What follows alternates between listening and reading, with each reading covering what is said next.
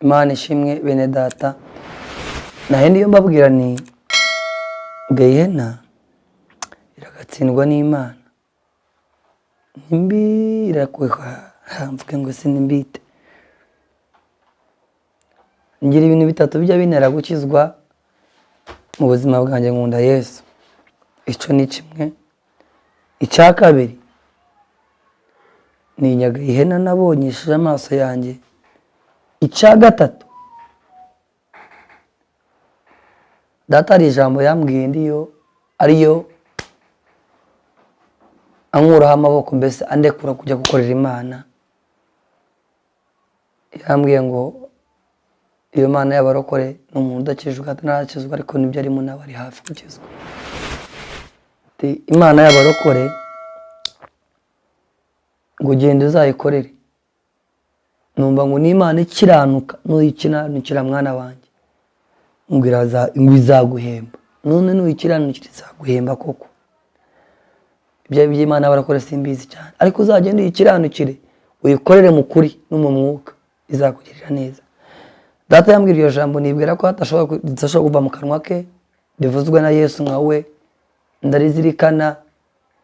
Icya kabiri ni Gehena kandagijemo amaso yanjye n'abantu nabonye bariyo basha, bameze nabi, bababaye, n'umuriro utwika n'ibibonabonesho birimo. Iyo mumirije niyo mbirebye, nicyo kinera kimwe mu bintu binera gukizwa. Bikanera kwiyema abakobwa bahari, bikanera kwiyima icyaha nyireba, ndebe inyungu zirimo zisa nko zihari kandi ari zo kudutwara muri Gehena. Kavuga noya kubera Gehena nabonye Yesu akagume ku ngoma. Icya kabiri nkunda mushya. Icya mbere igerukayo nkunda mushito wanjye Yesu. Nkunda Yesu wanjye, ndamukunda, uwo mwamugira neza, ndamukunda kabana Imana. Iyo ngize ikintu kuntwara kigenda kunkura mbere ngavuga ngo mugisha, mukabwira mugisha w'umunda muri ho wemeye guhemukira mushito wawe Yesu, wagumunya nawe muri byose, utajya guhemukaho, wowe udashobora kwikura, uguha icu uguhinda icuri uyu munsi, none ugiye kumuhemukira. Ayibambe pe yunekereza rero mushito wanjye ko ari ibyo yanga kandi ni neza yangiriye. Ndavuga no ya Mana ya ndanzi sindi buhemukire Yesu wanjye. Ni ibintu bitatu. Reka rero mvuga icyo kintu cya kabiri cyitwa Gehena. Gehena nayibonye, nayigezemo. Hariho umuvuga butumwa yari afite umwuka w'Imana, akoreshwa n'Imana, ntundi buhenderere menderera aho ngaho akabaheza igice giherukayo. Reka babwire uko navuye, nimva aho ngaho ibindi ndaza kubitambuka, nzababwira, nzajya nza mbongereramo ubuhamya, mbongereramo bimwe nigeze mbabwira, bitewe nuko mubidusaba cyane, comments cyane mubisaba cyane bibabwira. None rero uyu muvuga butumwa ambwira, uyu muvuga butumwa yari afite umwuka w'Imana, yarabwirizaga abantu bakihana, abadayimoni yarabirukanaga bakava mu bantu. Noneho yari umusaza Afrika kari muri Sudani, iyo ngiyo yari hajya kubwiriza. Ubwo ko yirukanaga abazimu bakava mu bantu, bo barazaga bakarega kwa Satani iriya mu badayimoni, bavuga ngo ayiwe dore uriya muntu akana ka wa mugabo karaturuhije, karatwirukana mu mazu yako, mu mazu yacu, katubujije amahoro, turiyo turasha. Noneho ngo abadayimoni bakajya abadayimoni nuko bajyaga bakomplaininga kare baruko bavuga abazimu. Noneho umunsi umwe rero, umunsi umwe Satani twari mu nama, baramamagara ngo nze, bavuga ngo rero uriya muntu amaze igihe kirekire, yari afite imbaraga z'Imana ziteye ubwoba. Yaragaragara avuga ngo dayimoni iri muri iki gice, iri mu bantu b'Imana, ava mu mashingesho, iri mu bantu b'Imana ibavemo. Umuntu wabanaga umuntu uri yahinga, uri kwigara akayipakinga akikubita hasi, abazimu bakamusarira, dayimoni zigasezera, bakaruka imyuka, kubera yabaga abantu bamwegereye aho ngaho muri ako gace. Sinzi uriya mugabo yari afite imbaraga z'Imana, ariko reka muze mwumve Satani ukuntu ahemura abantu, kuntu Satani atajya atinya. Mu yindi nyigisho nabwira umuntu ukorera Imana aho ari we wese, nubona uri umushumba Imana igukoresha, ibana nawe, ivugana nawe, ujye umenya ngo kwa Satani bari abantu ujye usengera, bari abantu ubwiriza agakizwa, imyuka yibavuyemo ntabwo igende ivuga ngo bariya twavuye, irega wowe kuko niwe uyirukana. Rero ugomba kuba umenya ngo uri mu rugamba ruteye ubwoba kandi rukomeye. Ugomba gusenga, gushaka uburinzi, ukirukana imyuka ihora, ukaba fresh, wenda gacemuye, ukumve cyane. Igihe cyose wakoze akazi Imana ikakishimira, ujye umenya ngo Satani agiye kuzana backfire, nangwa se agiye guhora. Ugomba gusenga. None uriya mugabo ngira ngo yaba yarabizi, sinakubesha, ako jewe baramamagaye badushyira mu nama ngo rero Mugisha ugomba kujya gufata uriya muntu tukamwaka ubutwara afite, akihakana ka kagabo. Ndagenda baranyohereza, ndagenda. Ubwo nari maze kugera ku rwego rugusha abashumba, ndiyo njya ku rwego rwo kubica. Ndagenda ngeranya mu giterane cyarimo abantu benshi nka magana angahe, andebera iriya nyuma aho yari umuntu werekwa, arandeba ati dayimoni nakubonye, dayimoni nakubonye. Abivuze umuriro utangira kunyotsa, ncika intege, numva ibintu bitangiye kuntumita, gore mera ko nsubirayo, mera ko ndananirwa. Maze kunanirwa bohereza wa mugini wantwaye ikuzimu. Babanza batarahoza bavuga aya magambo, iyo nenda ngo nawe usobanukirwe kandi umenye. Baravuga ngo se uyu muntu ukora ibene biyi yavukanye akagabo. Kuvukana akagabo ari we Yesu Kristo, ni ukuvuga ngo baravuga ngo yavukiye mu gakiza agakuriramo, nicyo bamenyeshaga. Noneho baravuga ngo imizimu iravuga ngo yarakijijwe nk'abandi, ariko yashatse uriya mugabo cyane aramwiyereka. Noneho Satani aravuga rero, niba imizimu imivuga abadayimoni, iyo mvuga Satani mvuga abadayimoni. Satani yavugaga rimwe na rimwe, yavugaga ijambo rimwe mwarekora, mwagendera ku cyo ababwiye. Mwabaga muri mu nama mukumva ijwi rye rikavugira nkaho ngo mukora iki, nangwa se duciyemo iki. Rimwe na rimwe ariko ryabaga rifite imbaraga nyinshi, rifite ubwoba, ziri mu bwenge bukomeye. No abazimu baranze baravuga ngo yarakijijwe. Satani aravuga ngo Satani ajye kugusha umuntu ahagarara mu bintu bibiri. Byo ntabwo umenye uyu munsi, wowe unkurikiranye, wowe undeba. Aravuga ngo murebe muri we ari icyaha asuzugura, hari icyaha agaya. Twebwe kumwinjira twahera aho ngaho tukamwinjira. Hari icyaha asuzugura muri we, nawe baramumurika. Kumumurika no kuvuga ngo baramurebaga bakareba, bajya kureba basanga nta cyaha agaya. Usanga icyaha agaya ni iki? Ni nk'igihe ububesha kumva ngo nakaha gato, kumva nakaha Imana itakugirira mu rubahise. Kubesha nako ikosi kugaya, ikosi kugaya numva bitaye imibarato, ibiganiro bipfuye, nta kibazo. Gutereta, kuvuga amagambo mabi gusa, ako ngako niyo Satani avuga ngo ako ngako niko turi buheremo tukamufata. Ako karakemutse mu bitekerezo byawe, ikebere, ikecure, ikenyure, ikenene, ako kaho gasoze niba kahari. Akana kagashari, kumva akantu kagashari, ugizemo agashari, ako bagiye kumusanga basanga nta cyaha muri we asuzugura. Icyo kiregamye, icyo reka tugishira uruhande. Icya kabiri rero aravuga ngo rero muhagarare mu cyaha yakundaga cyane atarakizwa. Icyaha yakoraga bagiye kumusanga basanga ni ugukunda abagore. Yari umusore, yari amaze kugenda ava mu busore, ngo nicyo cyaha yaza ahunga cyamurushaga. Rero barangize wa mujini, wa muskeletoni wantwaye ikuzimu, wambara ishusho y'umuntu, wambara umukobwa mwiza, bawohereza ububasha n'ubushobozi, ngo ujye gufata ikirere cye, uragenda ubanza usamira ikirere cye, ubanza urwana nawe, ariko munsi y'umwuka uragifata. Umaze kugifata, umaze gufata cya kirere, amaso mbese basa nkaho bafashe ya maso yerekwa areba. Bamaze kuyafata, haleluya, haleluya, bamaze kuyafata ya maso, kuyafata, wa mukobwa araza aramwegera, amureba mu mboni z'amaso nkuko yandebaga, akajya amureba mu mboni z'amaso. Abikora rimwe, abikora kabiri, gatatu, cya kintu kiramukubita nkuko cyankubise, arazengererwa. Maze kuzengerwa, afata atya, afata ikintu yari ariho, bari kukanuka amabero manini, niho twabarebaga. Ikuzimu hari nk'uruntu rw'urutimbe rumeze nk'amaraso, niho bareberaga kamera yabo, niho bareberaga urutimbe rumeze nk'amaraso, rw'umutuku cyane, rw'urutuku cyane, nubwo rwakoraga nka kamera ireba inanga ku butaka. Noneho urwo rutimbe nubwo bakoresha, niho twareberaga twebwe tureba akazi uri agiye gukora.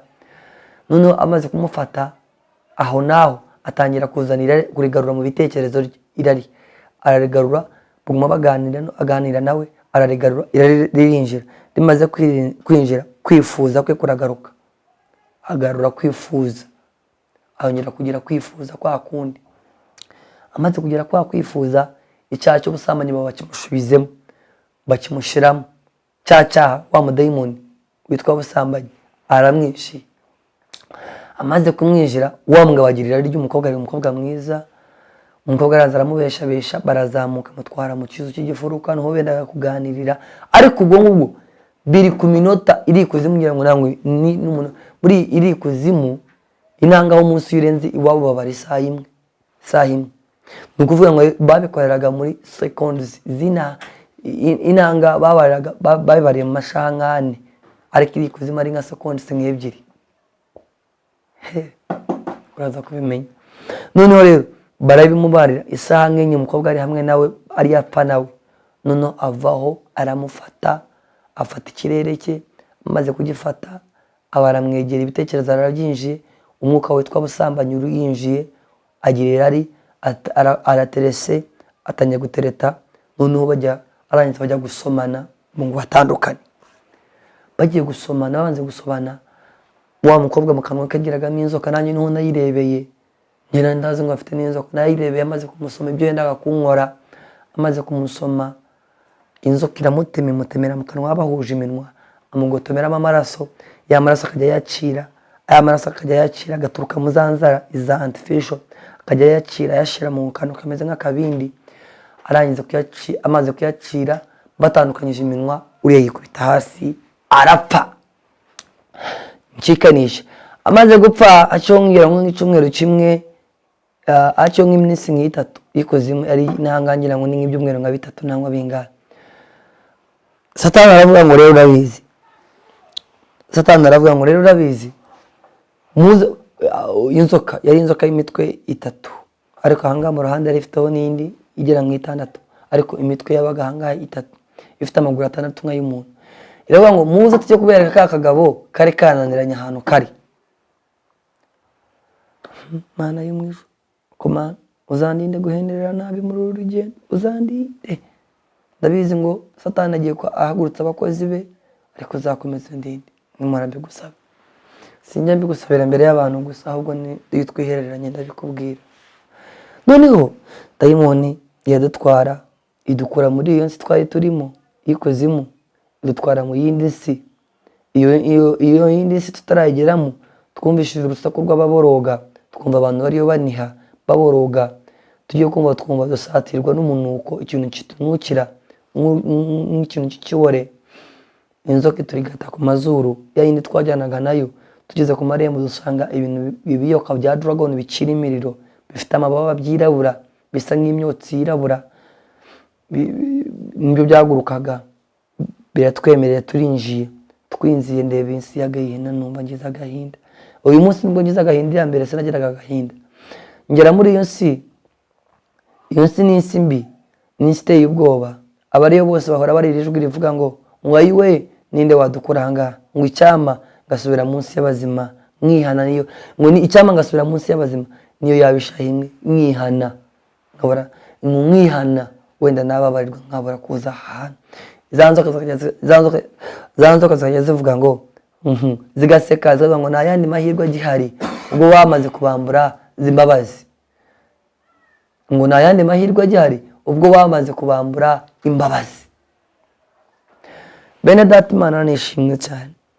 Hariyo umuriro uteye ubwoba, hariyo gusha, abantu barasha. Nkuko turi muri iyi nzu wasangagamo akantu kakumba nangwa se akantu gatike gapate karimo abantu nka 300 bariyo basha baniha baboroga bavuga ngo ayiwe ni muntu ki wadukura aha hantu turi, icyama ngasubira munsi y'abazima niyo yabishaye imwe yonyine mwihana. Inzoka zakajya abo badayimoni bakajya batera urusaku bavuga ngo ngo mwamaze kwamburwa imbabazi na yandi mahirwe agihari, mwemeranye n'icyo tubahaye. Bigaseka bikanezerwa. Ndeba abantu kuntu hari umuriro uteye ubwoba, hari umuriro umeze nk'umusenyi, umuriro nabonye umuriro umeze nk'umusenyi wo kunyanja ufata mu buryo ushobora kukotsa ukamera nk'uburo nangwa se ukamera nk'ivu ukakurya neza cyangwa Mana yo mwijuru. Abantu bameze nabi. Wa muntu utarakizwa wangira imbabazi ugakizwa. Bambekizwa emera Imana, va mu byaha. Ikuzimu haragutegereje, kwa Satani haragutegereje, Gahini iragutegereje. Ni wowe witeguriye nta wundi. Ihunga Gahina, bambe vayo. Yewe wa muntu waguyewe ugatandukana n'Imana. Wanyemereye ukumva ibi ngibi ukihinduka. Wanyemereye ukumva ibi ngibi kuko je yo mbitekereje ndababara. Byongera kuntera gusenyera umuryango wanjye, gasenyera bene data, gasenyera umudamu wanjye nubwo naramubona, n'abana bazamvamo. Ni Mana, abana banyine bazajya hari. Mana ngira imbabazi. Hari ahantu hakojeje isoni, na ahantu habi. Asimana butabirota niburuka harota burota ukaryama mu cyuka harota Imana ikahakwereka wenda wakizwa nkuko bikwiri, nkuko Yesu abishaka, nkuko giye mba numva giye warigiye nkora nkuko Imana ishaka, mwumva nicira urubanza nisindabikora. Gahina uri mubi. Gahina abantu benshi urabariye. Satani abantu benshi urabababaje. Ari abantu baboroga. Ndeba abantu bari basha, bamwe washangaga bari bababonabonesha. Hari nk'ibintu bibarya bimeze nk'umuriro ariko bitangirira hasi bikagenda bibarya bizamuka akava agashiraho. Ikime badase uko bashaga bavuga icyambabaza ni kimwe gusa, nuko bashiraho bakongera agasubiraho. Umuntu gushaka yenga neza agashiraho neza akongera agasubiraho. No kuvuga ngo umunsi ubara kurenga intanga umuntu apfuye nk'imirundi 10 nangwa ingahe iri ariko ubuzima bahoramo. Nuko bahora mpaka yaba Yesu azaza akabokereza kimwe bagashira. Simbizi umwuka wawe nangwa se umuntu wa wundi wo utamenye ibintu by'umwuka cyane, ni wa wundi ujya urota ukareba waryamye kandi ukibona mu kibuga, ukabona uri utemba indege, ukabona uri ugenda. Uwo nguwo nanga ajyasha, uwo nguwo nanga ajyapfa. Uwo nguwo rero niwe Yesu ashaka kandi niwe ne Satani ashaka. Rero uwo nguwo kugira ngo azajye kwishura nuko ukora ibyo Yesu ashakira muri uyu mubiri. Iyo umaze kubikora ujya hari, ujya kwa Yesu. Ibyo kanse ngo bihendera. Noneho baradutwara batugeza ko bamuvuga butumwa musangayo. Musanga muri uwo muriro uteye ubwoba, mubonye ndaseka, n'abazimu nari namwe baraseka. Baranezerwa baravuga ngo ho uwo tubuzaga amahoro nunahende yabaye ari uwacu. Abaye wacu. Diamond ziravuga ngo Diamond iramureba iraseka. Ako niko gahinda nyangira. Nawe mukozi w'Imana ndeba, uwigeze ukoreraho Imana, washatseho Imana, waraye mu buvumo, wasenze, uwapfushize byinshi bwa Kristo, uwiyangishize byinshi kandi abireba, uwiyimye byafite akabita. Ukora akazi kariko kose. Umuntu wese wumva ko Imana yamubereye Imana, nyumva nyemerera uvuga yango, nyemerera ureba ya magambo. Iri nzoka ziramubwira ngo yambivuza ngira gahinga. Iramureba iramubwira ngo pe ngo yewe mazima ni wowe uhendeye uruwanjye. Mana uri imbabazi, gira imbabazi nyinshi. Ngo ni wowe uhendeye uruwanjye pe nta soni mazima uko araraga gatuti pe nta soni uko ajya kubwiriza ikajya imwibutsa imirimo yose yakoreye munsi y'abazima akorera Imana. ikamubwira ngo ngo uribuka igihe ubwiriza abantu benshi bagakizwa, uribuka igihe umvugaho nabi. Satani imubarira n'iminsi, dayimoni zimubarira n'iminsi yakoreye Imana ari mu mwuka. Iramubwira ngo ase waranyanze, ase warahimbazaga, ase wararamyije, ase warasenze, none uyu munsi uhendera iwanjye. Yarangiza igaseka wa mudayimoni, ugaseka kuvuga ngo none rero ngiye kuguhemba. Igihembo yamuhembaga kiragatsindwa n'Imana, biragatsindwa n'Imana, gikojeje isoni, kirashwajije, kirahanda, kirababaje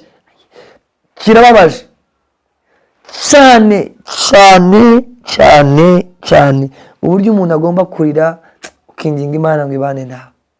Wa muntu we, nyumvira ayo magambo, wibuke wumva ayo magambo, imwibutsa igihe yakoze bwa Asha, imwibutsa igihe yabwirije, imwibutsa igihe yaririmbye korari, imwibutsa igihe yasengeye abarwayi, imwibutsa igihe yasengaga yirukana dayimoni yota Satani. Iramubwira ngo urabyibutse byose.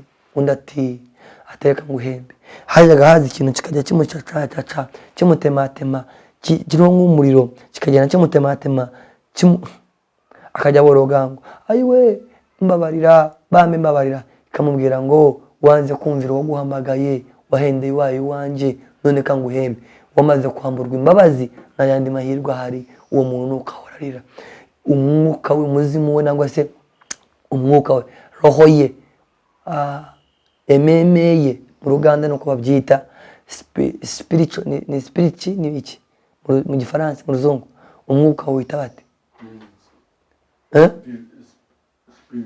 Spirit. Aho ngaho ntiri. Uwo muntu aramubonye anera gukizwa. Nyambwira Imana ni Imana, ndakwinjiza n'inzara imbere yawe, nkabwira abantu ukuri, nahendera nkajya mu muriro, uzambabarira.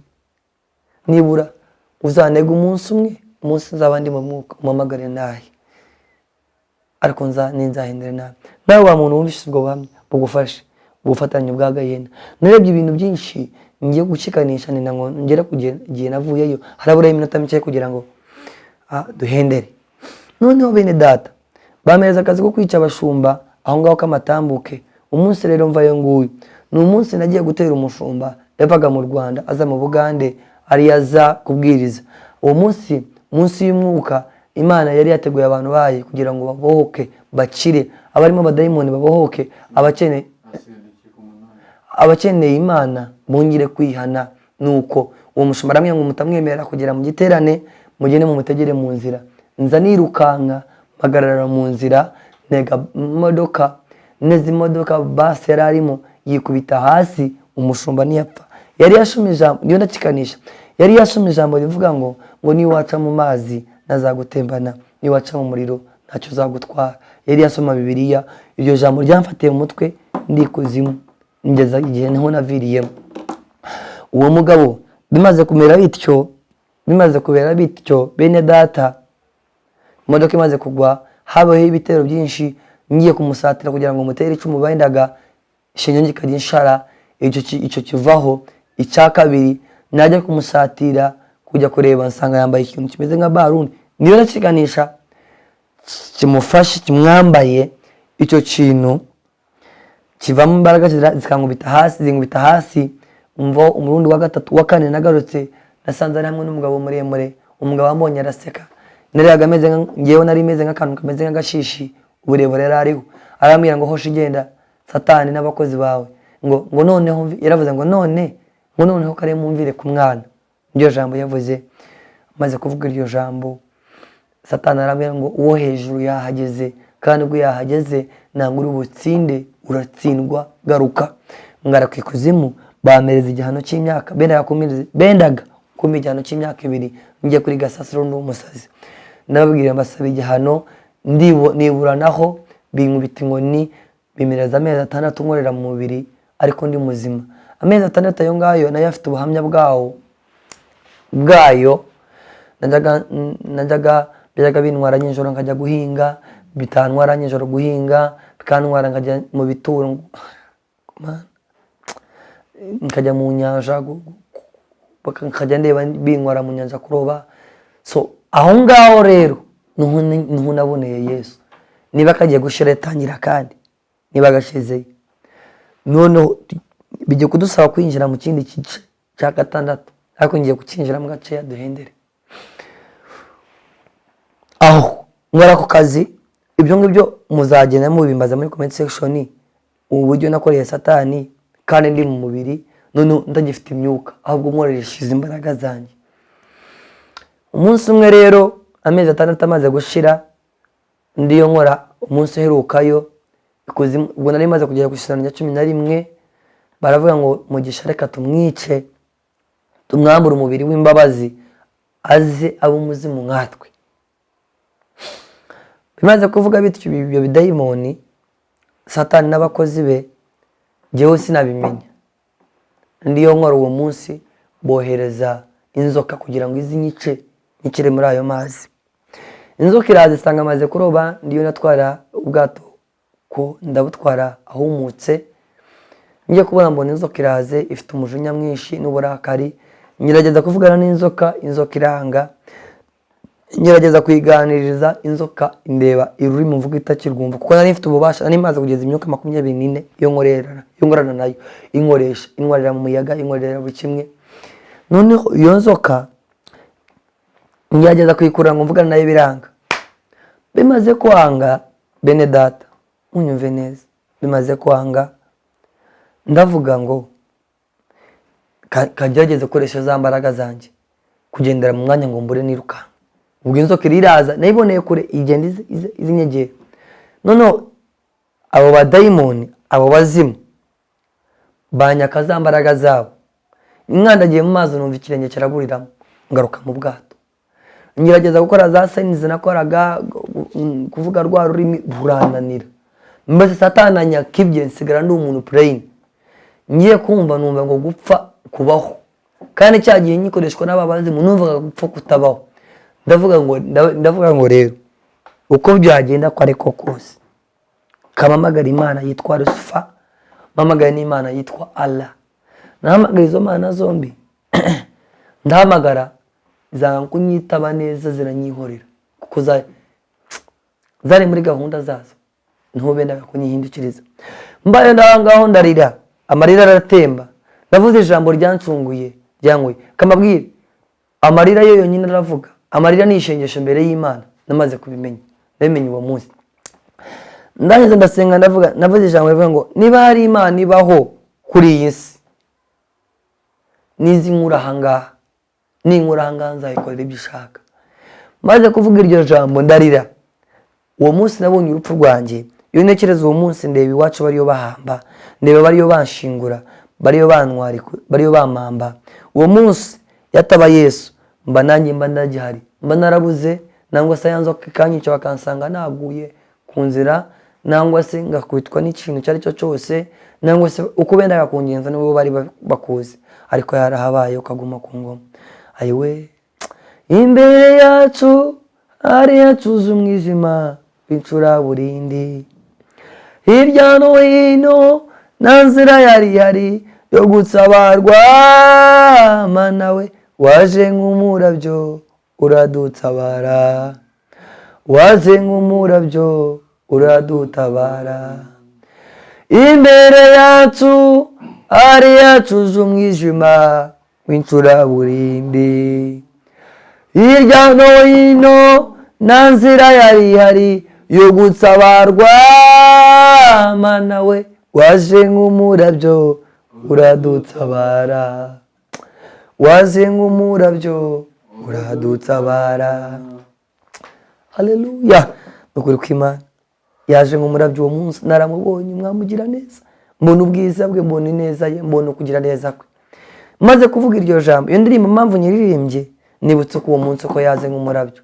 Yaje nk'umurabyo ndamureba, azanzaniye ubugingo, azataze kumana, azaze kumpereza imbabazi.